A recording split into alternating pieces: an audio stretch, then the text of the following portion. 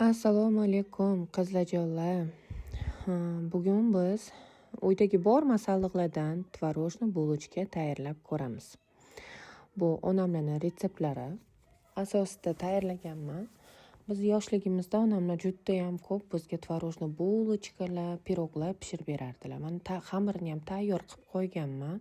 Xamiriga kelsak, sari yog'da un, ozroq smetana, 2 dona tuxum qo'shib yuborasiz.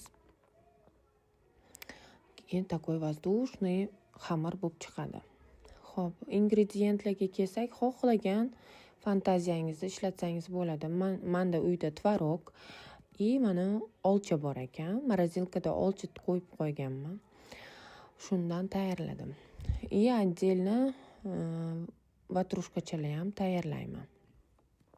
Uni juda ham bolalarim sevib iste'mol qilishadi.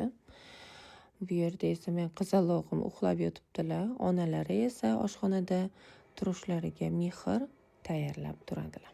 Bu yerda qizlar hammasini ko'ptirib olib, xamirni endi tvorojniy vatrushkaga chiroyli bokalda kulchalarimizni ochib olamiz. Endi orasiga esa mana ustiga tvoroglarni solib chiqamiz. Juda ham mazali bo'lib chiqadi. Bularni issiq choylar bilan, kofelar bilan mazza. Qaranglar qanaqa chiroyliligini.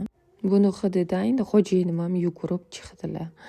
Mana shu eng chiroyli joyda menga kesib ber deb.